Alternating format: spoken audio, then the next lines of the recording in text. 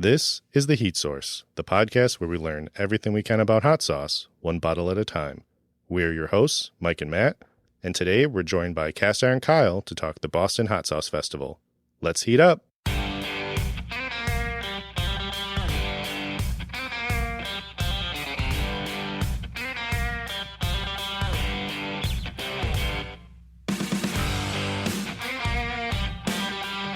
Welcome back to The Heat Source, where we learn about new sauces weekly, one bottle at a time. We are joined by a guest who, the last episode we had him on, it was called the Trilogy. I think it's now becoming a saga. He's known as the vintage cast iron restoration and other antiquity collector. He's been a major advocate for hot sauce through social media content, events that he helps run, interviews he's been doing on Instagram Live, and sauce making for himself.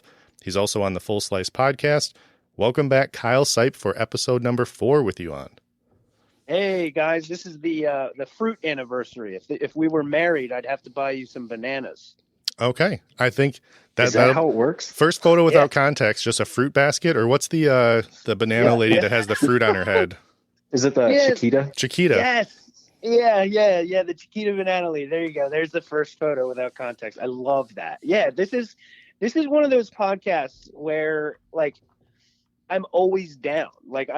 There's always a good time. It's easy to figure out. You guys are super flexible. Here's a day that works. Does that work for you? Yep. How about this time? Yep. Good. You guys are good. Guys are a class act. Very consistent. I am very happy to be back. Do you know that what a group of 4 movies is called, by the way? Because I always reference everything to movies when there's multiple of something. A full Saturday? I don't know. Pain in the ass? I'm going to say quintilogy. A tetralogy. Wait, tetralogy. The Greek word tetra means 4. Dude, he was about to throw the cloaca correction at you. Oh my god! I know. I feel like we always I was about to say we always have to touch on the cloaca. I had no idea what the answer was, but I just felt really confident in that guess. Oh, other names for a series of 4 are quadrilogy. Oh my gosh, that's a tongue twister. Jesus Christ! Yeah, how are you guys doing? What are you guys doing? What are you doing with your lives and your adventures and your hot sauce tasting? What's on the tongue? It's weird that no one ever checks in on us. We're always talking about other sauce makers. This is nice. Let me lay back on the couch for a second. Right now we're kind of in a year where we're trying to solidify some things, get some new elements into the podcast coming in. I will mention it because I talk about it a lot. We want to get into video podcasting to bring in that element so you can actually see what we look like, and that may help or hurt us. We don't know. But been doing a lot of conversations at the Fiery Food Show where I talk to some people, YouTubers and stuff. That's one element. Another element is we are just trying to focus on being consistent on the podcast. We're also trying to get to more events, which we can touch. Well, we're going to touch on the Boston one, but I know Philly's one we're looking at trying to get to, and the Illinois one's coming up. And you don't want to miss. Yeah, Mike, I don't know. Does that sum up a lot of it, or I don't know if you have any other things you want to mention? That's pretty much it. Definitely doing a lot of road mapping right now. Definitely want to take this in I don't want to say full-time direction because it's way off in the future, but definitely in a more consistent, diversified direction. So the problem is the more plans we make, the more troubles we run into. Oh yeah. So you mentioned that how hey, you guys just say, hey, let's jump on, here's the day, let's do it. That it's worked out pretty well for you, and we've even had some hiccups where we had technical issues the first ever time we had you on and we had to reschedule. But the thing with us is we'll be all right, hey, this week I can record 3 mornings. Great. Nothing can go wrong. I've got nothing planned. And none of the days work because kid's sick. I got this where I got to watch the kids this morning. I got to do drop off this morning. I got my wife's got a meeting, and suddenly we're we're trying to get 3 episodes ahead. Now we desperately need to record. We just fell Monday. 2 behind. Yeah. So everything's skin of the teeth right now, and we're trying to get that traction to get ahead again. Well, if I can offer any insight without going too deep here and taking the whole episode by the reins, the one thing I could definitely tell you guys to do is listen to your fans. Listen to the people that listen to you. Listen to, ask questions on your Instagram, what people want to hear and what they enjoy hearing.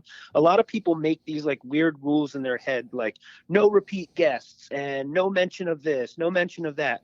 So like in this case, like you guys have had me on 4 times. If people like that, let me know and I'll make that work, and we can just keep doing, every 6 months or every 8 months or something like that. There's absolutely nothing wrong with having guests on or doing topics that people like on the Full Slice.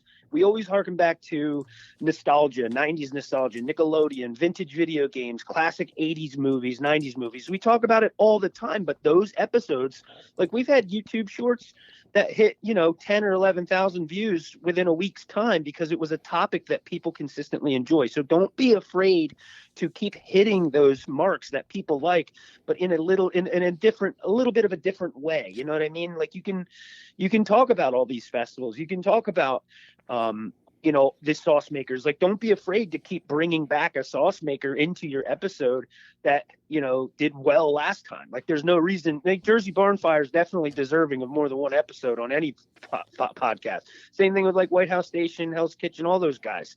Like, if pick one sauce and then maybe next episode, a couple months down the road, swing back into that direction and have a consistent grouping of things that people like. You know what I mean? Does that make sense? Yeah. So it's funny you mentioned that. Sure. We have plans to do it's a White House Station episode, but he heard that, he was listening. He's like, hey, you guys don't have a lot of classic red sauces. He sent us 3 of his red sauces to basically we're going to do a 3 episode red sauce White House Station episode coming up here in the next couple weeks.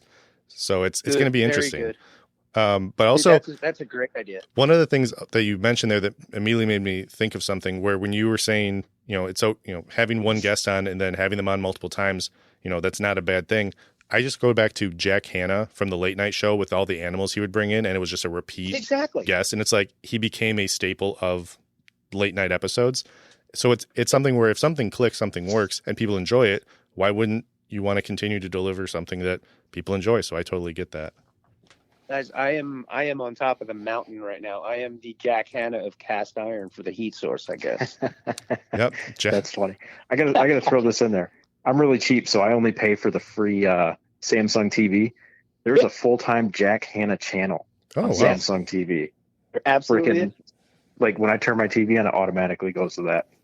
I don't even have to channel surf. I just get my dose of Jack Hanna. I will. Yeah, I was gonna say if I have the means to do it, I will make Kyle you a T-shirt, the Jack Hanna of the heat source, and I'll just send it over your way. It's awesome, dude. And if you guys along the lines of getting your video stuff going and all that, dude, we're here for you. Full Slice will help you out. You hit us up, we'll help you with whatever we can. Awesome. So I want to play one of our games that we always do on the show.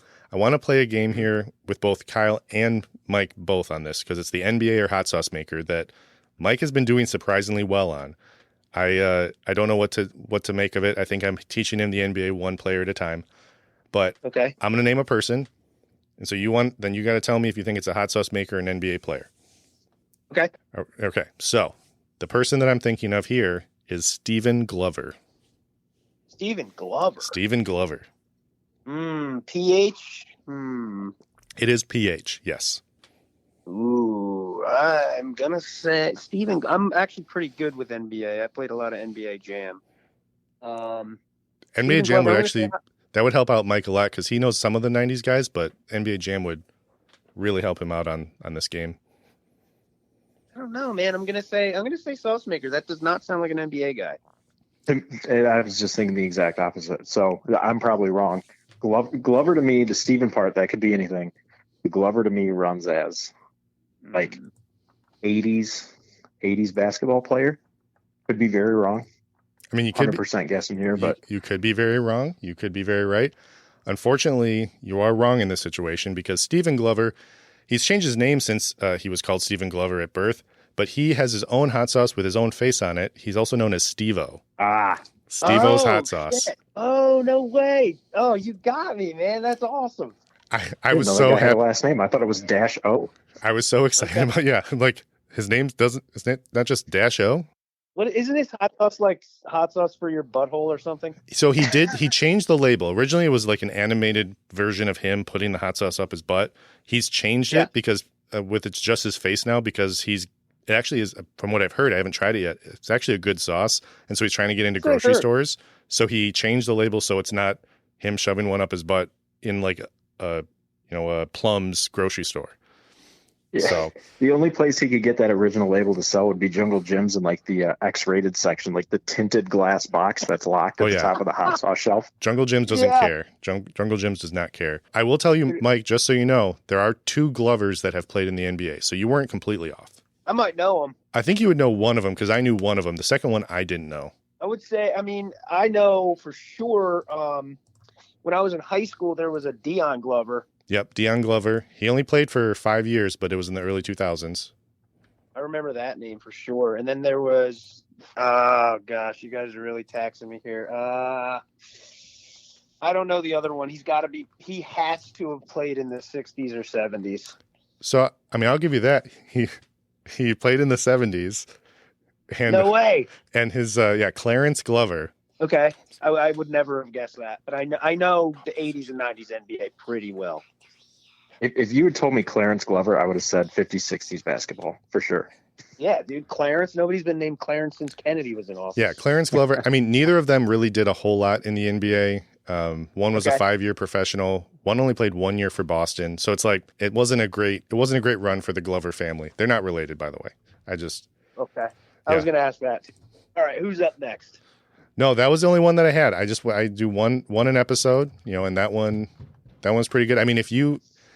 The problem is, so we have ones where I'm like, I'm never going to do a sauce maker that we've already tried and reviewed because that one would be too obvious. But also, It was one where I was looking at the list and the ones that we haven't done, I'm like, well, Kyle would know these because I have a lot from the first Boston show. But I'm like, he would already know, these ones. So this was the only one I had as the curveball here. So we record at 6 a.m., Matt. You probably could have slipped one by me. Also, how insulting would it be if there's a sauce maker that likes our podcast? So it's like, yeah, these guys reviewed our sauce. They talked really nicely of me, all that. And then it's like, Mike didn't remember that I'm a sauce maker. He thought I was a 1950s NBA player for the Tampa Bay Falcons. Like I said, we record at 6 a.m. Don't do that to me. Yeah. Here we go. I'll give you guys one. How about this one? Brian Ruxton. Brian Ruxton. Okay, Brian Ruxton. First gut reaction was a sauce maker because it sounds very familiar to me. Okay. I'm going to go sauce maker because Matt didn't go, basketball player, and I trust Matt. God damn. All right. Yeah, it's the guy that started hot sauce from Sea Isle, New Jersey. Which one? From Hank's Hot Sauce. Oh, yeah, Hank's. I think I might have used that one in a guest before. They did Philly last year. Good people. Good sauce. Like good sauce. Yeah. No, that's it sounded familiar, so I think I definitely have used it before, but yeah, we have not officially tried their sauce on the podcast yet.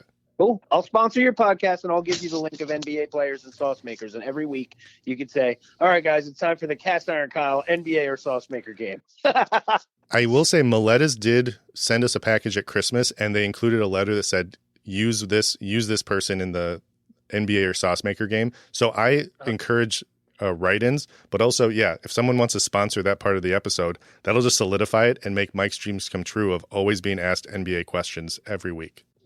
Oh, my daughter just walked into the basement with her princess microphone. Sweet. So she's a guest. Taking after dad. I know. For like a real quick spin-off here, you guys know Melinda's hot sauce, correct? Melinda's hot sauce. Yes. Melinda's. They have like 100 different flavors. And have you heard of the hot sauce Marie Sharp's? Yes. I don't think so. I haven't. Good. So I had no idea that Melinda's was owned by a farmer named Marie Sharp, who created the hot sauces so that she could sell what her farm grows.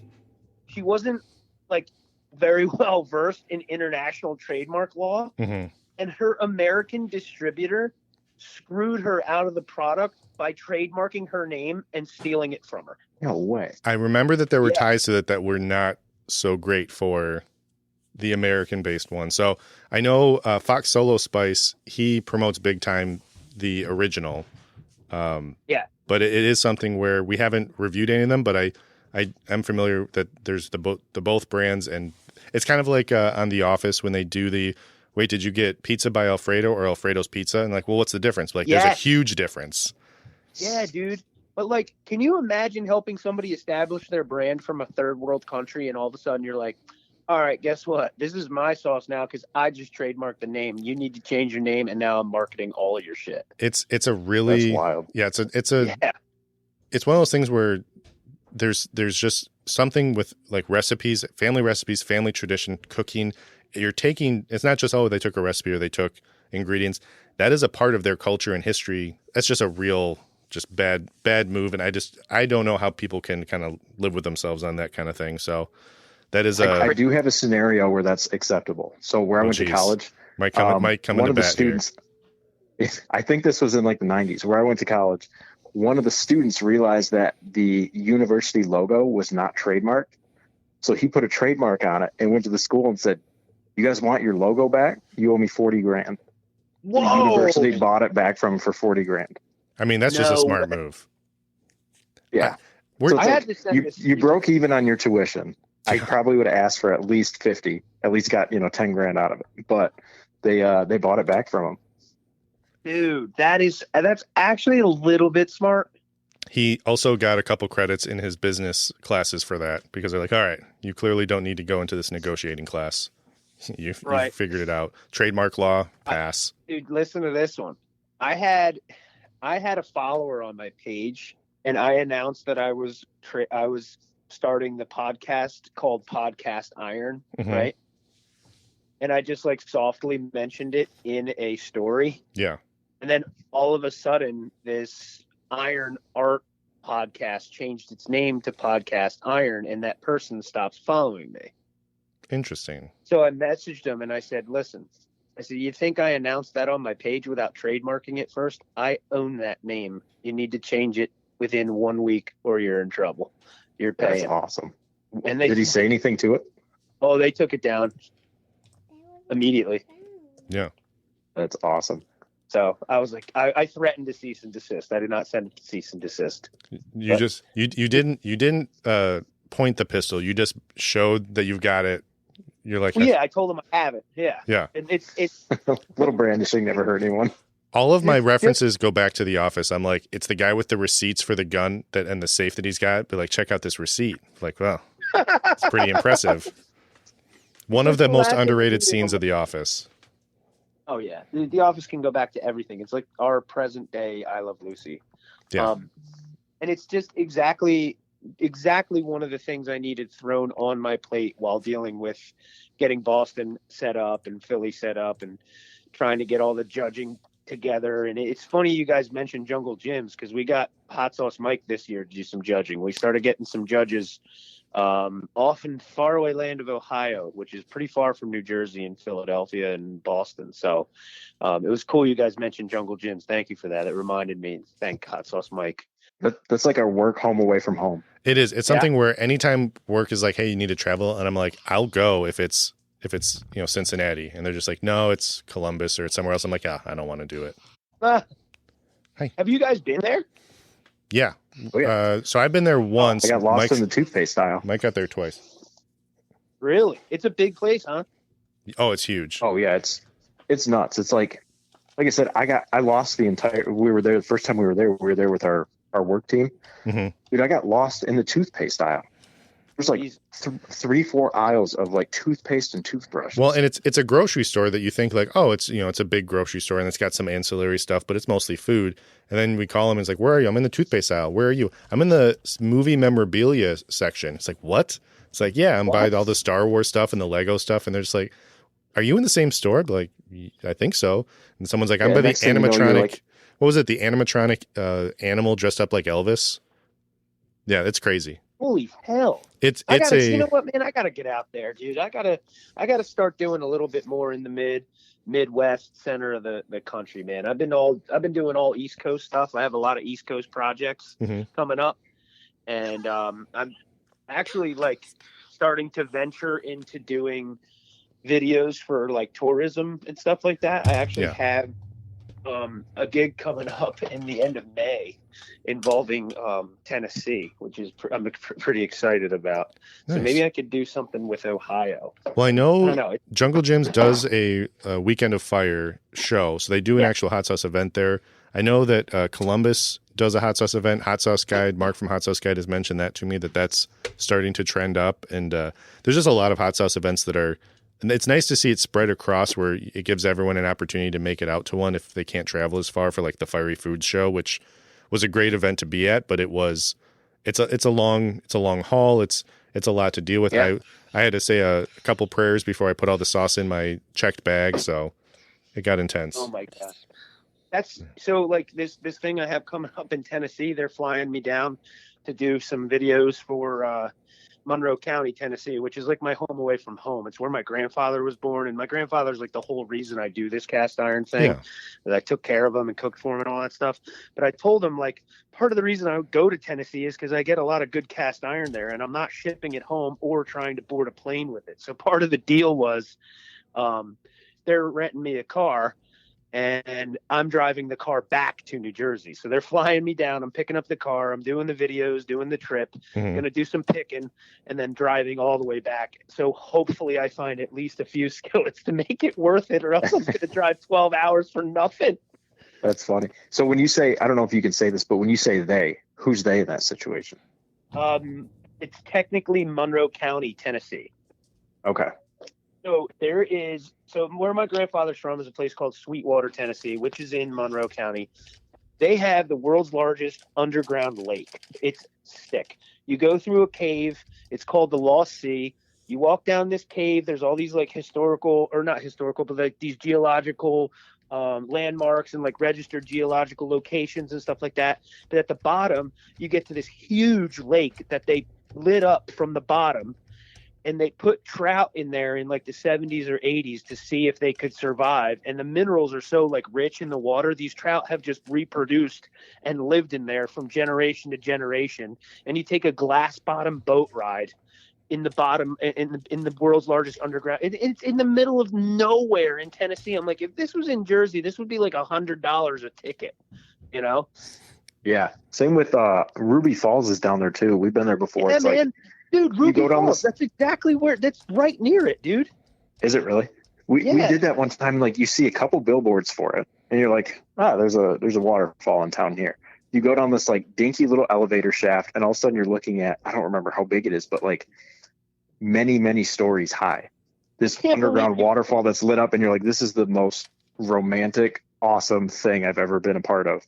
And there's like 2 billboards advertising it. It's like, why does this should be like a prereq to be an American, is to come check this thing out. And it's in the middle of nowhere, Tennessee. It's an hour away from where I'm talking about. That's nuts that you just said that. Yeah, my wife and I did it a couple of years ago. Absolutely wild. We're weird. We're kind of like recluses. We're like, when we go on vacation, we're like, where can we go underground? Like Mammoth Caves, done all the cave tours there. Ruby Falls. It's like, where it's just dark and quiet for us. You got to go to the Lost Sea, dude. I didn't even know about that. Dude, nobody does. I don't know why. I see billboards whenever we drive south. I see billboards for like cave kayaking. I'm wondering if that's it. I just never really paid attention. Like, they don't advertise that stuff. It's like, you guys would make a killing if you did more than 2 billboards on like I-65. Yeah, that's why I messaged them and said, listen, I've been coming here every summer for the last 15 years and having a blast. But stuff's starting to close down. The economy's starting to figure out its way how to affect good back road country. And I don't want that to go away. So I'm also looking to explore some of the hot sauce scene in Eastern Tennessee. Mm-hmm. And I'm not sure. You guys have any recommendations for hot sauces in Virginia, Tennessee area? I'd have to look up. I don't think we've hit Tennessee or West Virginia as much. I want to say the only one that I'm familiar with, I think Hoff sauce is from Tennessee. And then you have, is it the Two Heads? Is it the Two Heads hot sauce? And then there's just the Tennessee Hot Sauce Company. I think those are the 3 that we know. Yep. Dude, that is, Two Heads is good stuff. They sent me a box of stuff and I loved it. I plowed right through it. Yeah, we've done a couple sauces from them. We did a couple from Tennessee Sauce Company. And then I think we only done one officially on the Hoff sauce, but that one, I just cracked open their ghost ketchup, just needed some ketchup, cracked it open. It's just straight up ketchup, but you've got a little bit of a burn. So to me, it's a better version than the normal ketchup, but Yeah. But yeah, if I find any other ones, I'll have to send you a heads up on any other ones I can think of. At one point, I had a big just laundry list of just any sauce maker I could find when I first started researching hot sauce. I'm sure it's completely out of date now with some brands, leaving, some new ones entering. But I wanted us to be able to say that we've tried a sauce from every state, and I'm not focused on it right now. But if I ever do organize it by state, I'll have to get that information to you, because I'm sure there's a lot more in Tennessee that we're not tracking. Oh, those people know how to cook, man. You go to any roadside stand that looks like it would be shut down if it was anywhere near New York City or Philadelphia, stop at that stand and you will get the best barbecue of your life. So, I don't remember where it was. It's by Lincoln's birthplace. We stopped at a barbecue joint there. It looked like this place was going to close down. Like you said, it's like, are they even open right now? You walk in there and it's like every modern day president since this place has been open has been in here. Every A-list movie star you've ever met or you've ever seen their picture was on the wall. Like the whole place was just plastered in celebrities. You look at this place from the outside, you're like, I'm not sure that they're open today. And I think this place went out of business like 5 years ago. Yeah. Some of the best barbecue I've ever had. Dude, and that's like my fried chicken rule. If you're buying fried chicken behind bulletproof glass, it's going to be the best fried chicken you've ever had. Yeah, absolutely. Dude, we were in Atlanta. We drove to Atlanta for a wedding. My girlfriend Christy's friend got married. Her friend Britt. We drove down there. We were in this town right outside of Atlanta. It was a gas station. I was so hungry and I'm getting gas. And you ever smell something and you're like, not like, oh, that smells good. Anybody can smell something that smells good. I smelled chicken that said, I have not smelled chicken that good ever before. Where is that coming from? I turn around. There's a little building off the side of a gas station. Same thing. Looks like it should have been shut down, when Clinton was still in office. And I go over there, bulletproof glass, six inches thick. Pull out drawer, you put the money in, they put the chicken in, push the drawer back out at you. Dude, I went back to that gas station before we left to go home, and it was the best. I still sometimes on bad days will think I need to go to the outskirts of Atlanta to get that chicken again. Yeah, I mean, there's a weird line where there's some places I've seen where I'm like, oh, I'm definitely not going to try food from that spot. But then I'll find a Mexican restaurant that the website is invalid, the sign is not lit up, it just says tacos on the outside. I'm just like, it smells pretty good. I'm going to go check that out, and then it's just the best food you've ever had. Dude, that's like if you guys are even thinking about coming out here for Philly, I have to know enough ahead of time to take a day off or plan for this. Because whenever you hear about Philly cheesesteaks, there's always these huge places that you always hear about that are always on Food Network and always on TV and all these big places. Nope. I got the hole in the wall places that will absolutely knock your socks off, dude. My dad's not really a city guy. He's a farmer. But my grandmom was getting eye surgery in Philadelphia. And my dad's like, I'm not driving there. Can you drive me there so we can go visit her? I said, yep, drove him. He was proud of me that I could drive in the city. It's just like, Dad, I just do more stuff than you. It's okay. So when we left Philly, he goes, let's get a cheesesteak. Your mother's not with me. She's not going to complain about me eating unhealthy because he needs to eat healthy, Yeah. And he's like, let's get a cheesesteak. And I was like, all right. And we drove to classic description like we're talking about. And he goes, this place? He goes, what the hell? What are you doing? He goes, I want a good cheesesteak. I said, I got you. Just wait in the car.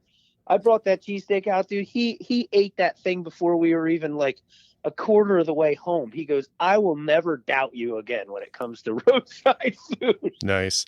Yeah, my dad used to do at-home furniture upholstery all over the state of Michigan, and he pretty much any city, I'm like, oh, I'm driving through this area. He's like, stop over there, get the number 2, get a side of this. It's the best food you're going to have. And he just knew every city's restaurant, which also made me realize how much he was eating out while he was working. So I'm like, so the lunch you packed at home, that was just for looks. That was just kind of an aesthetic.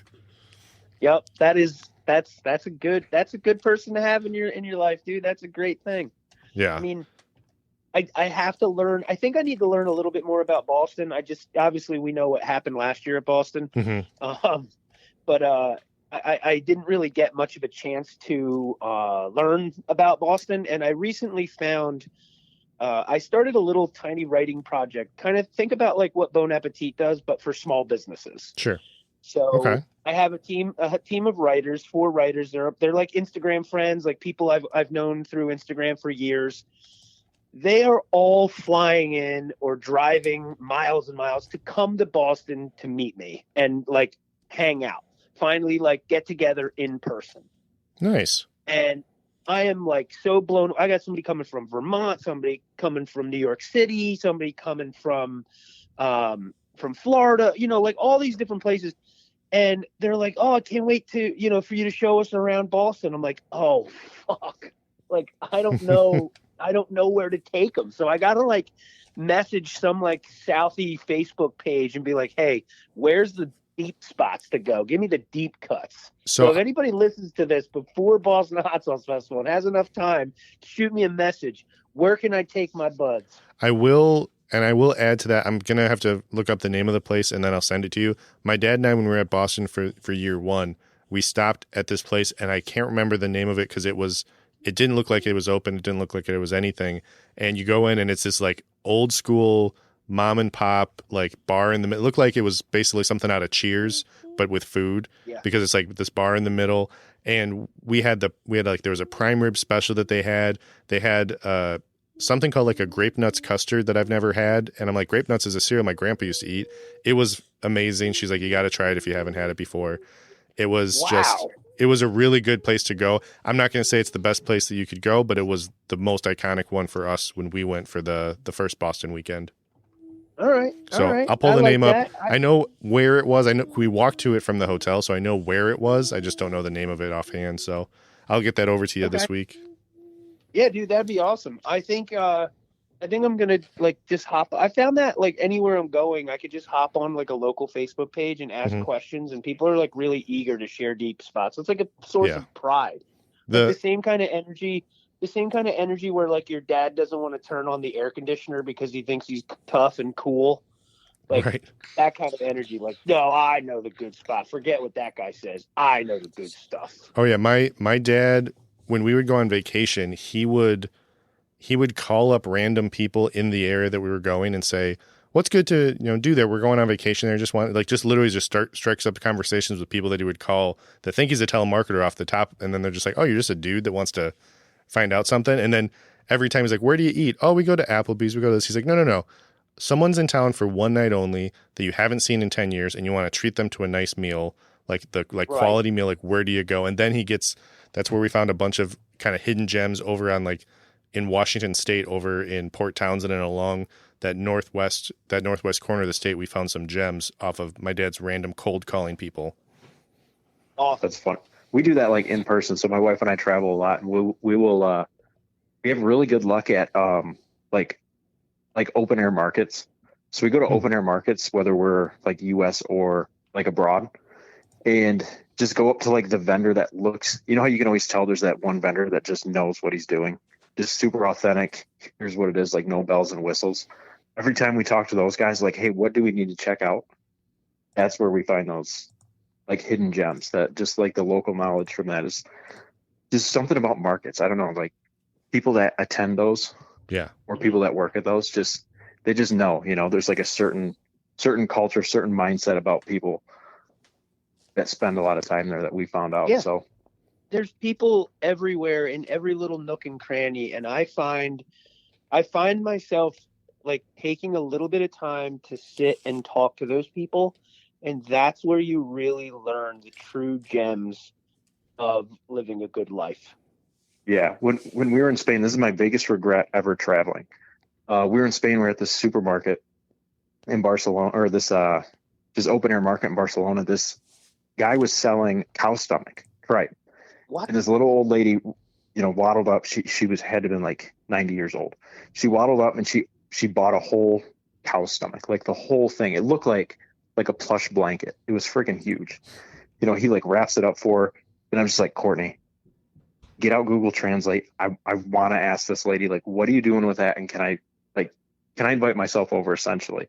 And I just didn't have the heart to do it because I was so genuinely just like in awe, like, what are you doing with that whole stinking cow stomach right now?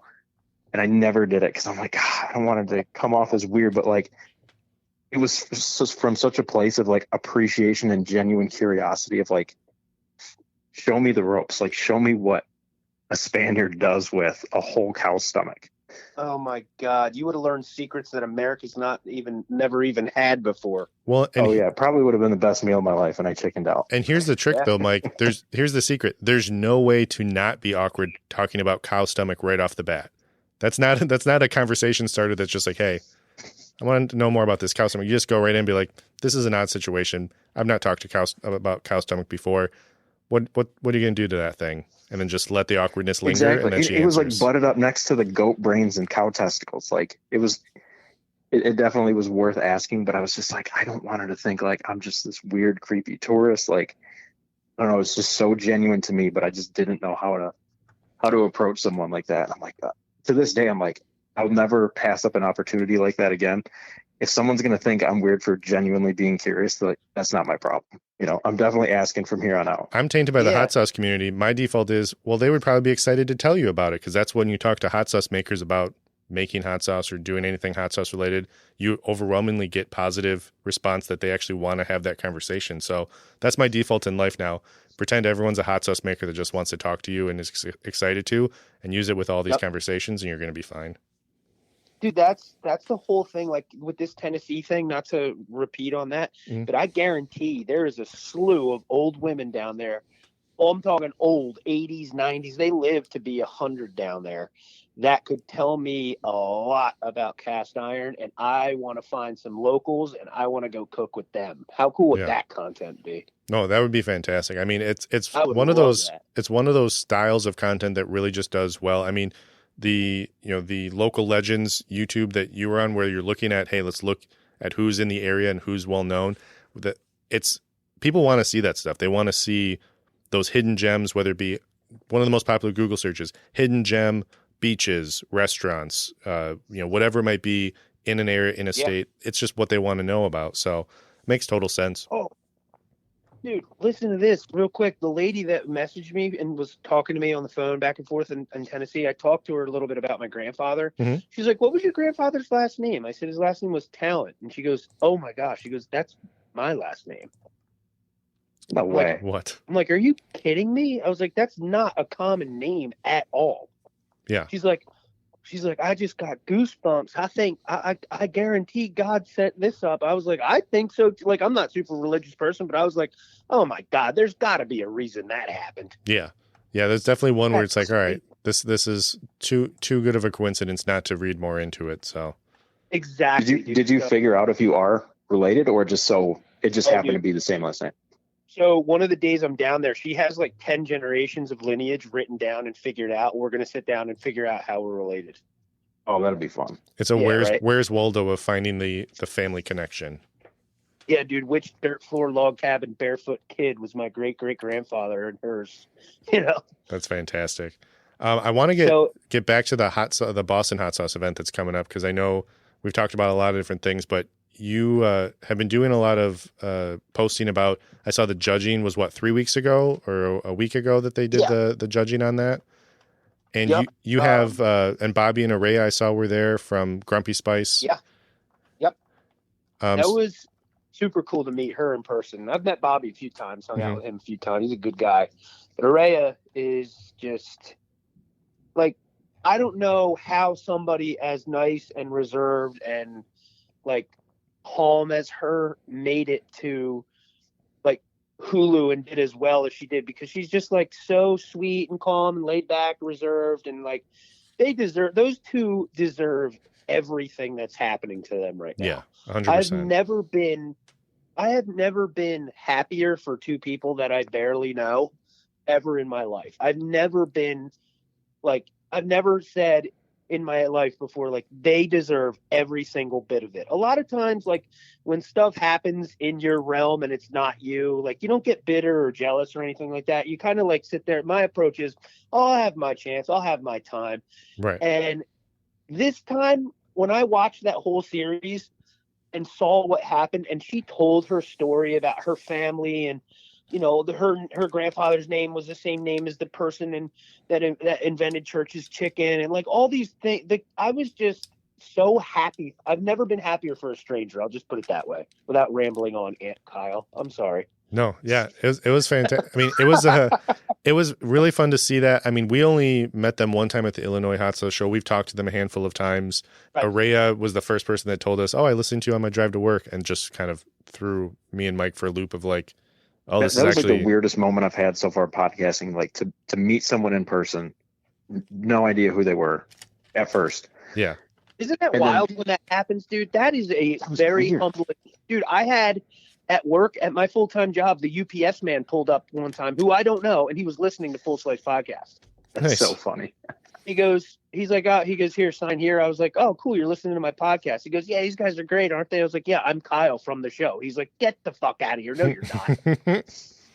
I was like, yeah, I am. He goes, your brother. He goes, your brother puts on a good show. Cause we always talk about how Tyler is like the brains behind the show. So I'm like, right. Yeah, he does. Thanks for instantly going to how great Tyler is. Yeah. Be like, oh my gosh, you are from the podcast. Let me tell you about who I think is really good from that podcast. It's like, oh, cool. Yeah, right. Like, thank you. Yeah. Send my message of who's doing better than you. Ray was talking about how much she loved it when we first met her. And I just remember thinking like, man, Matt actually posted those episodes. Thought he was goofing. Yeah, it would have been it's an elaborate prank that just kept making Mike think that we were progressively getting more popular. And then at the end of it, I'm like, here's all the recordings I never put out. It's like, what? Like, what do they sound like? It's every time I send you a link. Every time I send you a link to listen to the podcast, it's just a Rickroll that you just haven't clicked on yet. That's crazy. But dude, they were so good. The judging was cool because, like I said, we brought in Brian Ames. We had do some judging and Hot Sauce Mike. John drove to Cincinnati to do this.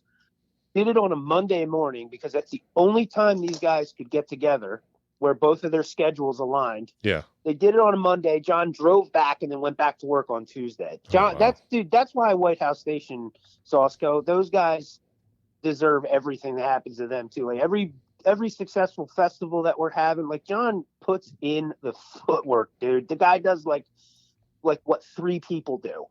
And that's why I think I jive with him so well, because I don't ever think something's not achievable. And John and I have that similar vision. I just couldn't go out to Cincinnati, and I was so bummed I didn't go out there because I would have been able to go to Jungle Gyms and been looking at toothpaste. Yeah, I mean, you need to really reserve quite a bit of time for Jungle Gyms because you'll get lost, but also just the hot sauce collection alone is overwhelming. Yeah. I told Mike when he went out there the last time, I'm like, yeah, just when you get out there, like, just kind of figure out what sauces are. I just kind of said, call me and we'll figure it out. And he's just like, this was not a good idea of just kind of getting here and seeing what they got because they have everything. So it was. Right. I ran through like, I don't know, maybe 20, 30 different brands of sauces. And I'm like, all right, now we're in section like B through J. Yeah, it was alphabetical because it's all alphabetized, and I'm like on the phone for that long. I'm like, all right, now we're moving on to the next section of letters here. I think we're on the phone for at least, I don't know, it was 45 minutes to an hour, and I made it around the whole island. Jesus.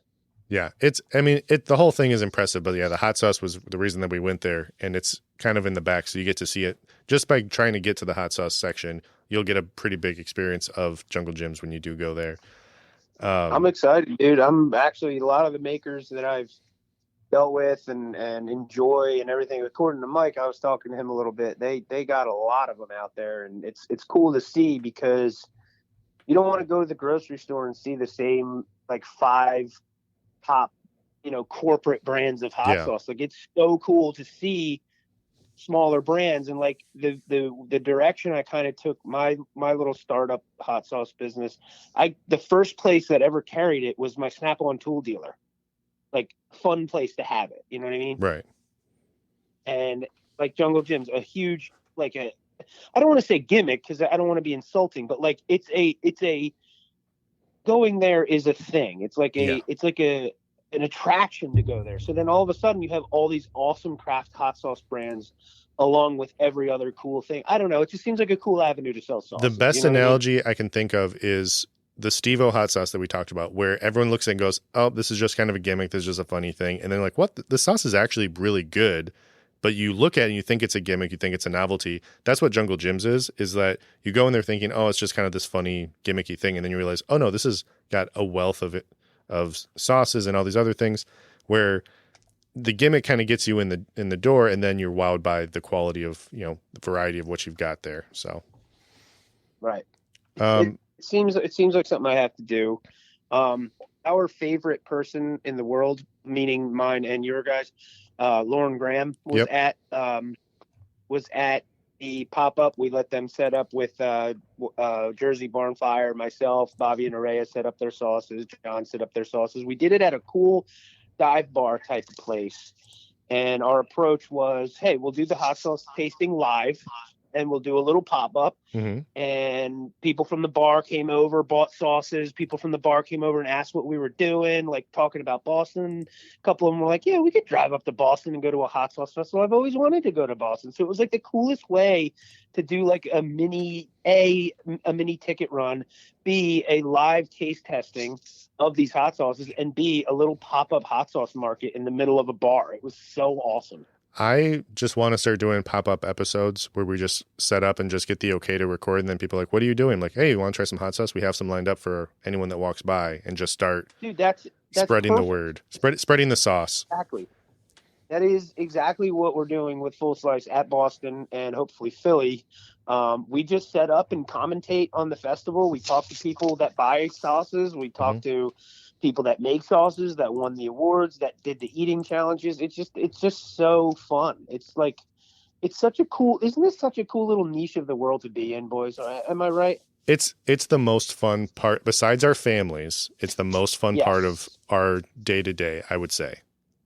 I had to put the caveat in because I love my family, but from between work and any other hobby that I have, I'd say this is the one I get the most kind of excitement of, and I get to appreciate the community that I'm in.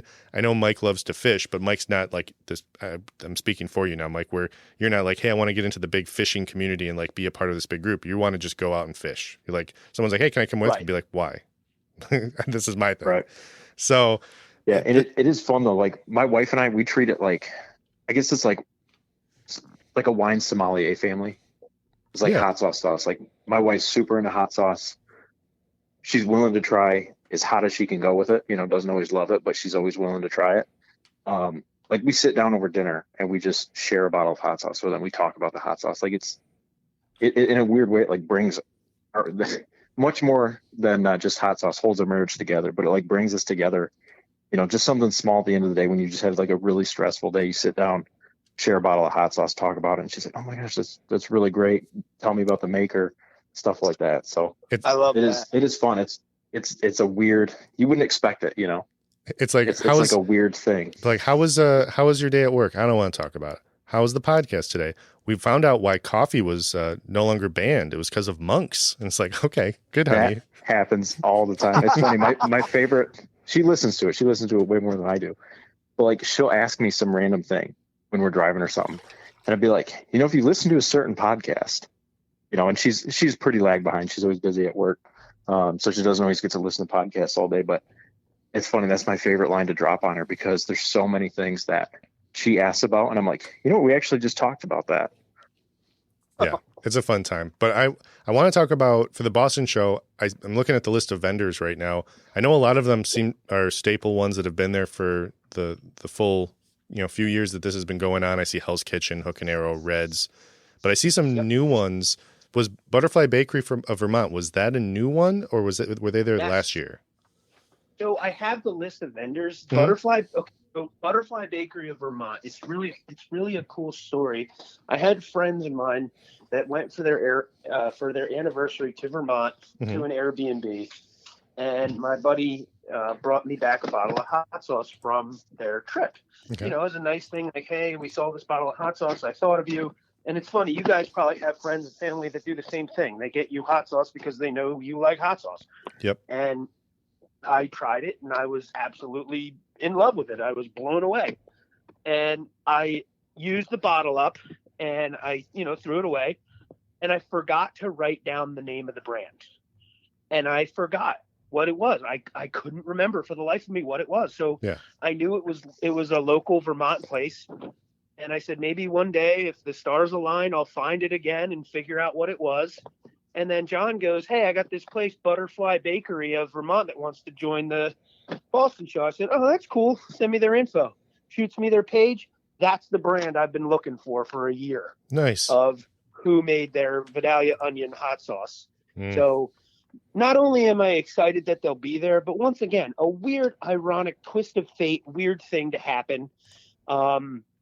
The brands that we had last year, Yaz's Table, White House Station, obviously, Spicy Shark, 13 Stars, Spices of the Sun, Smokin' Tin Roof, Reds, Karma Sauce, who won a bunch of awards, Hook and Arrow, Hell's Kitchen, like you mentioned, Hot Ram, Family Band, Def Con, Crack Sauce, Mercs, and that is all I have on the list of vendors from this year that were there last year. But the new ones, I'm curious to see what you guys think, if you've heard of any of these. We have Ballymarl. They look like they make chili oils and hot sauces together. Haven't heard of Ballymarl. That one, not so much. I know the Butterfly Bakery one. My eyes were drawn to there because I listened to Claire from Butterfly Bakery. They have a podcast, Flavor Balance Heat. I listen to that podcast pretty much weekly. And wait, that's them? Yeah. Claire is one of the hosts. So it's a 3-prong host. It's them, it's Irish Spikes, and it's Zach from High Desert Sauce Company. So she is one of the hosts of Flavor Balance Heat. Dude, my brain is fried right now. You're welcome. You're right. You're absolutely right. Flavor Balance Heat. Yep. So I've heard them talk about her funny. sauce. That's like the Sandlot when the kid's like, "Hey, Bruce, oh my God, you mean that's the same guy?" Yep. Oh, Sandlot is a classic in this house, so that's going to be a photo without context. The other ones I wanted to see if you guys knew. Have you heard of Big Rich's gourmet hot sauce? They look pretty good. Haven't heard of Big Rich's. I'm looking at the list on the website right now, the BostonHotSauceFest.com. So I'm looking on there, and yeah, I'm not familiar with either of those. I know we haven't done it on the podcast at all. Let me see. Chappie's Pickles, that's new. We always get a pickled person or two. Am I having a fever dream here, or was there a movie about a robot named Chappie? Yeah, Chappie is a movie with Hugh Jackman starring a robot, and everyone's in. I don't know what the official accent, but it's like some type of British slang. Yeah, it's like a weird. It's like a Scottish British hybrid accent. Like, we got to talk about hot sauce brew. Yeah, I wasn't even going to try it, so I props to you for even making the attempt, because it's. It's the second best Hugh Jackman robot movie that's out there. Real Steel being number one. They're making fun of me, bro. Yeah, there's another podcast I listened to that they try to do the accent, and they do it more often, like just not even with context of talking about the movie. They just say a line from it, and I'm like, oh, that's from Chappie. I've never seen the movie. I know all of the lines from another podcast. So that is so funny. But yeah, I haven't heard of Chappie's Pickles. Having pickles is a clutch, though, because even at the Fiery Food Show, my dad was like, oh, there's a lot of sauce. He was like, ooh, barrel of pickles. And he just bought like $1 pickle because they use the pickle juice, and they have just buckets of pickles that they sell at the events to use the pickle brine. Smart move. Yeah. The other new one is we have a company called Pepper Row & Co. So they were there last year, like scoping out the fest because they were thinking about launching a brand. Okay. And John and I talked to them and told them about the community and how nice how nice the community is, how welcoming everybody is. It's not cutthroat. Everybody's proud of their own product and proud of their neighbor's product. And they launched, and they will be at the Hot Sauce Festival this year. It's really cool that went full circle for them. So do you know when they officially launched, or is it like they're launching currently, and this is their first big event?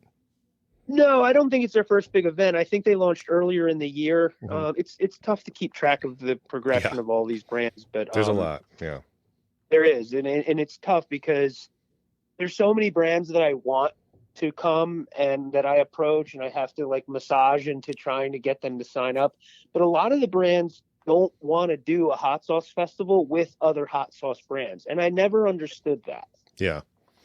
You'd be surprised the amount of really good hot sauce makers that don't want to do festivals. And they're saying it, or their theory is, well, I don't want to do a hot sauce festival set up next to another hot sauce vendor. And it's like, well, you have to, isn't rule number one of business being confident about your own product regardless of the competition? Sure. Like, I mean, if you have a good hot sauce, you could be set up next to anybody you want. I don't know. I just never understood that. And it's cool to see a brand that's literally less than a year old saying, you know what, I'm going to join the big guns here. Like, you got some heavy hitters here. You have DEF CON, Hell's Kitchen, Jersey Barnfire, Karma Sauce. Those are like national award-winning sauces. Well, you look at Hook and Arrow, they launched right before the Boston show the first year, and they skyrocketed. Dude. So it's those guys are cool. Yeah, they're great. They are runners up to Lauren Graham for being nice as dudes. Yeah, no, for sure. And I remember talking to Lauren at the first Boston event where they just shortly before that one, they were at I forget what the festival was, but it was something where they were the only hot sauce tent. So they said they had, probably better success at that because they were the only one. So anyone looking for hot sauce, they were. But at this event, yeah, you feel confident in your sauce. No one in the hot sauce realm, majority of people in the hot sauce realm aren't going to say, well, I'm going to take that one down around better. Everyone has their own variety. Everyone has their own story to tell with their sauce. But the other thing is everyone coming in the door at a hot sauce event is looking for hot sauce. You get a group of people at a show that's like a sport show or a hunting show. It's like, yeah, some of them will be like, ooh, like a hot sauce booth. Like, that's interesting. But that's a percentage of the group.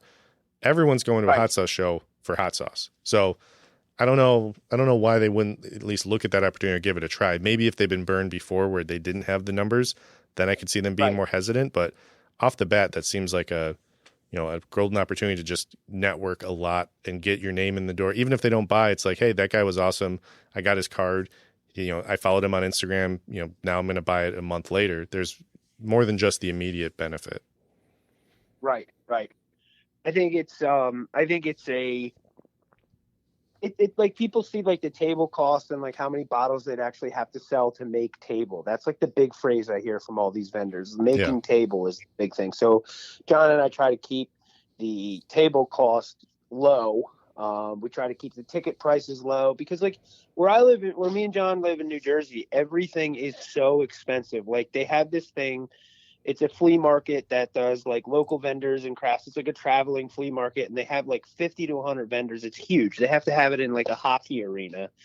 I don't want to say the name of the actual festival because of what I'm about to say, but it goes up $1 or $2 to get in the place every single year. It's different. Like it was $18 this year to get in, and it was $5 to park. So you're looking at $23 out of every person's pocket before they even get a chance to come in and spend any money. I don't know why anyone would set up at a show like that. Yeah, if you went to a hot sauce show and already spent $23, that's a gift set of sauce for some makers. Dude, that's my phrase. That's a gift set. You right there. Yeah. You hit it on the head. So what we're trying to do for Boston is not have parking and we're trying to keep it at like a $10 rate to get in, because that covers your insurances, that covers we're not like profiting from the ticket sales. It's just pretty much enough to get everybody in the door and have these brands make some money and cover the cost of doing something that's fun for you. Right. And that's kind of our philosophy with Philly. Like I wanted to have it at a brewery. I wanted to have it somewhere where the parking is free, and I wanted to have it at a place with low overhead so we didn't have to charge more than $10. People that's the sweet spot of a ticket price for hot sauce festivals. $10. Okay. People love that. And you guys were hinting at the fact you might be able to come out here for Philly. Am I right about that? Philly is the focus. So I did the Fiery Food Show already. We knew that Boston, it was just going to be too close to some of the other things, and scheduling wise wasn't going to work. And I think I talked to you about how like I was looking to see if I could make Boston work, and you're like, if it doesn't, you got to get to Philly. Like you got to get to the other one. So I kind of just redirected and said, Philly is in the back half of the year. We have the ability to kind of plan ahead a little bit more.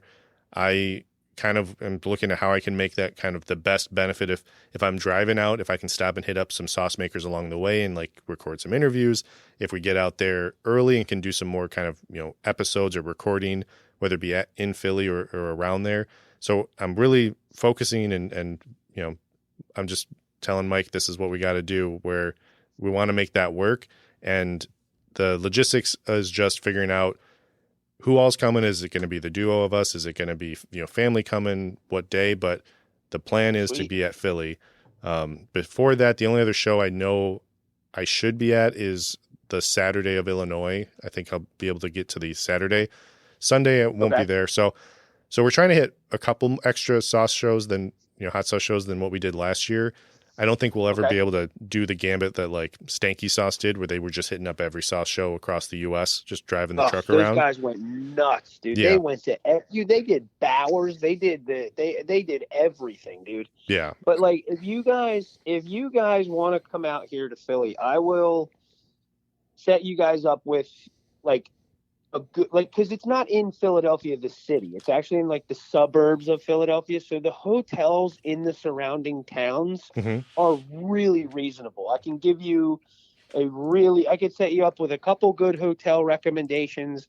I honestly really want to get you guys over here because I live about 30-40 minutes from Philly, and actually closer to where the festival is because it's outside of Philly. Right. And I would really love to do like a joint podcast with you guys, do like a video podcast with Full Slice and Heat Source.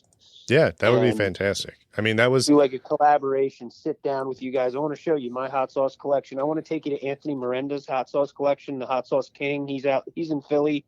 He has arguably one of the biggest hot sauce collections in the world. I wouldn't say as big as Vic Klinko, obviously, because Klinko's got the world record, but Anthony, he's the hot sauce king, man. He's the guy I know that has the most hot sauce and the most knowledgeable, and the dude that can eat crazy heat. Yeah. No, that would be awesome. I know when we were talking about potentially coming to Boston and you were like, hey, we're getting a podcast tent, we're doing this. And I'm just like, that all sounds amazing. And I think I just went into to talk to Mike, and I was just like, Mike, Kyle just told us this. I'm really want to make this work. But then I'm like, all right, let's just redirect to Philly. Let's I'll do one better for you. If you guys commit and plan to come to Philly, I'll let you guys be judges. That would be fun. All right, Mike. That's a lot of pressure. You've heard. No, it's not. But Mike, just I do it. I've done it for 6 festivals, 6 festivals, 5-6 festivals. It's not as bad as you think, because the sauces that get submitted are usually the most flavorful and most diverse. Sure. So there's categories, like with Boston, we had the Fenway Fire Award, which was the best hot sauce on a hot dog. We had the Green Monster Award, which was the best green sauce, and it's not, there's no like, face melter award. Like we're kind of, it's funny. The dynamic of these hot sauce festivals is kind of steering away from like, Million Scovilles and like melt your face and the devil's butthole kind of thing. These sauces are so culinary minded. It would blow your mind to sit down and run the gambit of the submissions for these awards. It would be such a fun experience for you guys. I think it would be awesome if we could do that. I just want there to be like one of those really classy Instagram reels of someone making like a Martha Stewart or a Barefoot Contessa style recipe. I'm just like, all right, we're gonna put this on here. We're gonna put a little bit of sprig of parsley and just drizzle a little bit of the devil's butthole on there. With a dash of devil's butthole. A little bit of there's a little Reaper in here, but don't tell Jeffrey. Yeah. That's fun. I could see Martha Stewart doing that, but I really want to see like Barefoot Contessa do that. Yeah. That would be funny. That would be great. But yeah, dude, you guys commit to coming out here as soon as I see a receipt of those plane tickets, you get your judges. Well, I think that's the better pitch now for our families to be like, hey, it's not just that we want to go to a hot sauce show. It's not just that, like, we have been invited to be judges at a hot sauce event. So it's like, it's more established. So we'll have to powwow about that, because you got my word, boys. I'm in charge of doing the judging. So you're in if you're coming, and you're going to be alongside of I got a couple other judges lined up for this and some pretty cool people. You're gonna be able to do some networking, maybe a little stuff in the East Coast radio world. We'll see. We this would be a good time for you guys. I'm telling you. Man, Matt, I don't think we have a choice. I don't think we have a choice, but also, Mike, this might mean that we have to talk more than our one episode at a time that we do. So Mike might lose his voice. We'll see. That'll be the test. Well, like, how long till Mike loses his voice on the Philly hot sauce weekend? Well, the other thing that you can do is I plan on doing like a little podcasting pop-up event like I'm doing in Boston, where if any hot sauce or any food related podcast wants to come to the festival, I will take care of them getting in, and you can sit down and do a pop-up episode live in the festival, and you can choose to interview whoever you want. Mike Jack will be there, the Carolina Reaper record eater. He'll be at Philly. We got obviously Bobby and Araya will be there. You guys could sit down and talk to them, do a little segment with them. Like, I want it to be worth your while. I don't want you to fly out here, eat some hot sauces, and then go back and record an episode. Like, I want you to get content out here. If you guys are switching to a video element, now's your chance to capture as much as you can.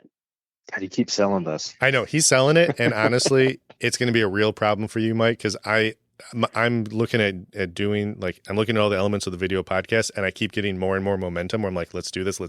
And Mike's cool with it. But obviously we joke that if Mike could just not show his face for the video podcast, he would love it. So there might be an emoji head just floating over his face the whole time we do the episode. I'm coming around to it. Like the more we talk to, people like yourself, Kyle, and also just like random everyday people, like how much they like it. They're like, man, I listen to it every morning. That's great. The more I'm just like, you know what? I can bite the bullet and show my face. I'll tell you what, I'll be honest with you. I'll pull the curtain back a little bit. This is something I have not talked about very much openly in any medium. I've never been confident about the way I look. I have seen Shrek on the other side of that mirror for the last 20 years. And within the early stages of Full Slice, we're going on 8 years now doing Full Slice, 7-8 years. The early years of us doing video, I was mortified. I don't want to watch a video and see somebody that looks like me, And then I realized one key element. People are not looking at that video to see somebody good looking and somebody that's attractive or wearing the right clothes. They want to see what you guys look like and watch your interaction. They want to see how you guys bounce ideas off of each other, how you bounce jokes off of each other, how you banter in person. Because there's a lot of people out there that are going to watch that don't have that in their life. So their only way to get that experience of that communal fun and laughter is to watch things that are in topics that they like and to watch live people interacting. If you're not confident with the way that you look or the way that you think other people portray you, it is not, I could tell you right now, it is 110% not about that at all. It'd be funny if now's the time where Mike's like, oh no, I'm afraid I'm going to be too popular because of how handsome I am. Yeah. Never had that problem before. Yeah, right. Exactly. Yeah. We, it is something where when I did one like video review of a sauce, Shelby Spice, they came out with a new sauce. And so I did just a little mini video, and it was the most awkward, weird thing to do because I've never recorded like me just looking at the camera doing any sauce tasting like that. And once I did, I was like, oh, that was kind of fun. Oh, people seem to like that. Oh, okay. And I've been meaning to do more little spot videos where they start to see our faces, start to see our personality. Because any of these brands, I mean, your brand, Kessler and Kyle, it's you. You talk to like Brian Ams. Brian Ams, that's his. It's him. He does. He got the skateboarding business. He's got the sauce review, but it's his face is the brand. And yes, the heat source, we have the logo, but the conversation that Mike and I have, and we are, the brand once we just actually switch over to that video element. So no, it's a good point. Yeah. Yep. It is not about being the best looking and being attractive and all that.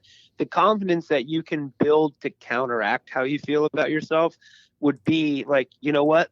My partner that I'm in this show with, me and him get along real well, and we do a good job of what we're doing, and people want to see that camaraderie.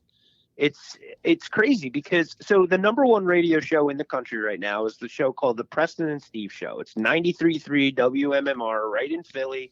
I listen to them guys every single day. And I would say a good 10 years back, they said, you know what, let's put a couple cameras in the radio station and bring a new element to the show. Now they're used to wearing, whatever clothes they want. They're in radio. They don't have to look nice. Sure. So like the one guy's wearing like basketball shorts and Solomon shoes and he still dresses like that now to this day, even though they have the visual element, because he doesn't want to change any factors of him, A, being comfortable, B, being happy.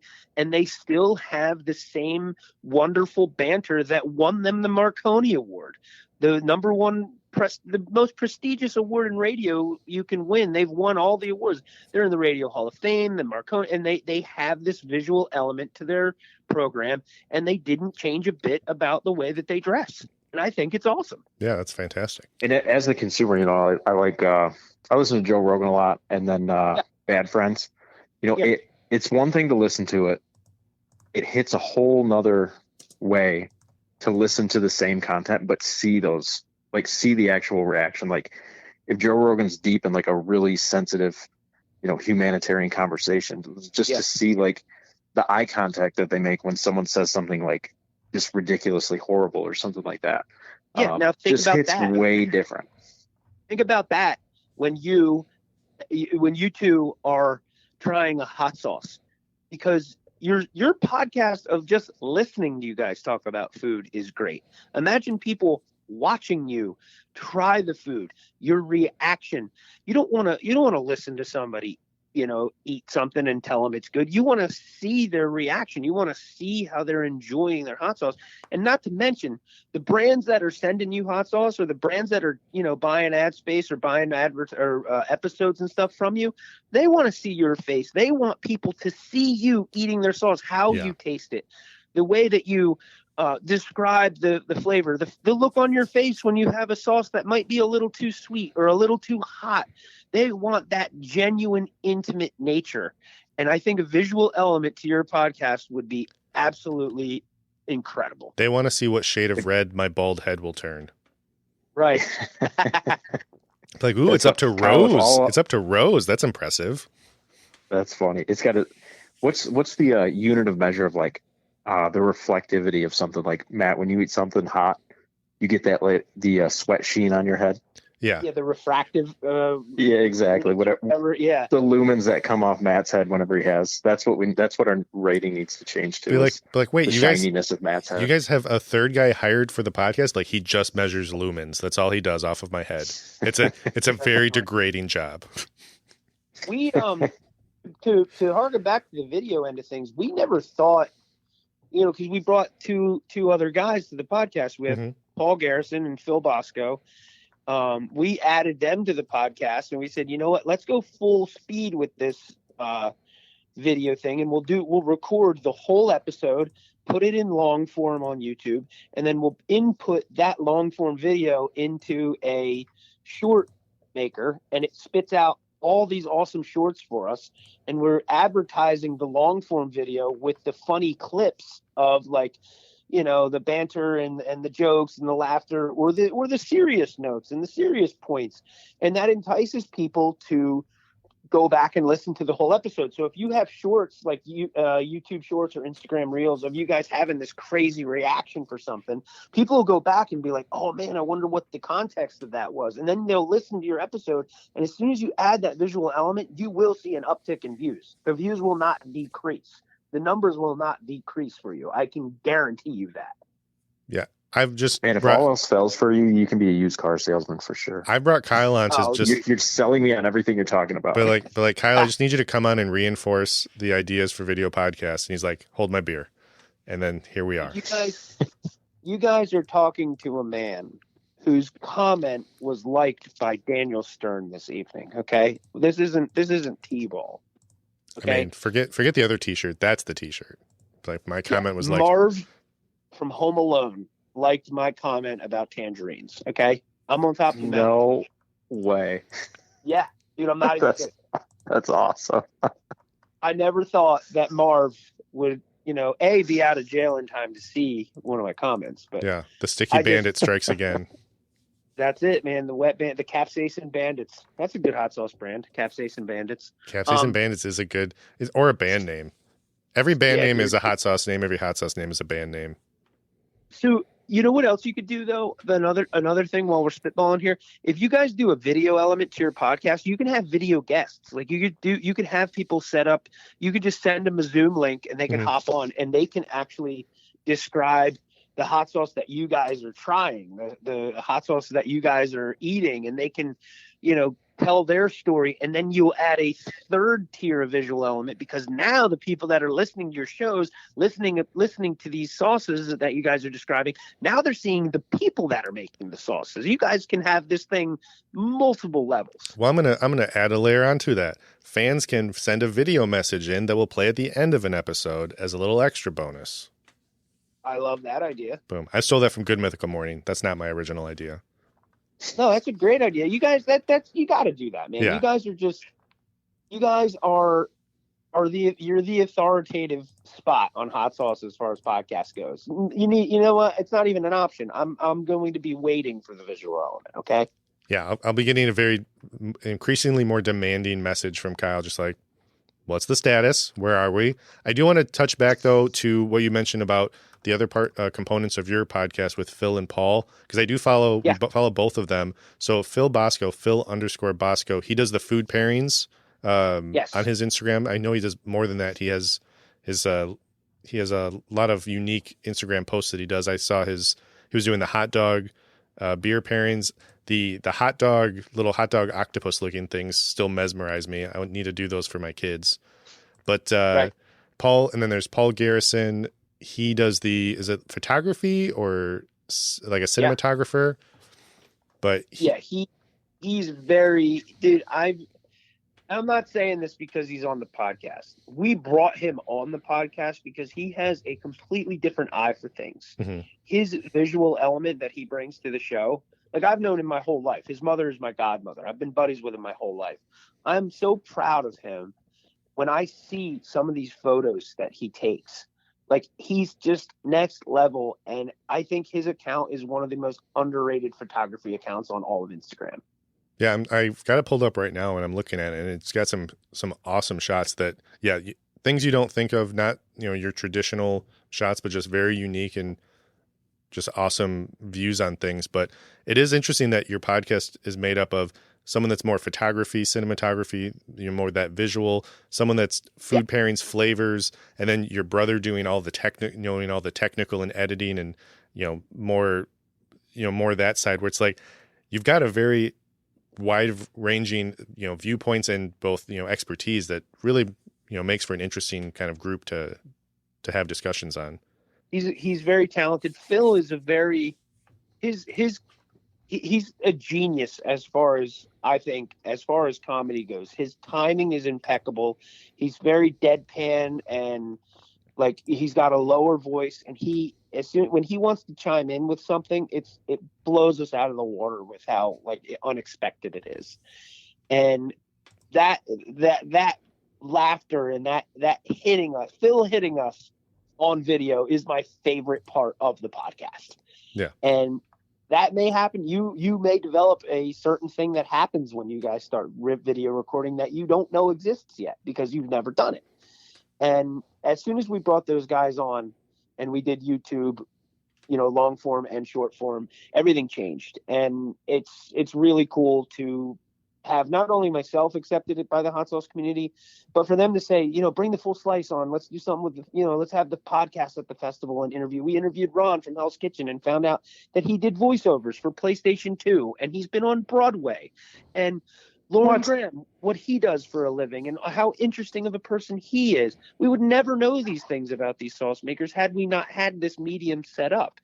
And we're doing this year for Boston, the day before Boston, we're doing a live event with all of the sauce makers at a pub or like a beer hall, they call it the Fermentary Tap Room. Mm-hmm. It's owned by Burke's Hot Sauce. Burke's great hot sauce, Boston area. They've been at all the shows. They're hosting the event.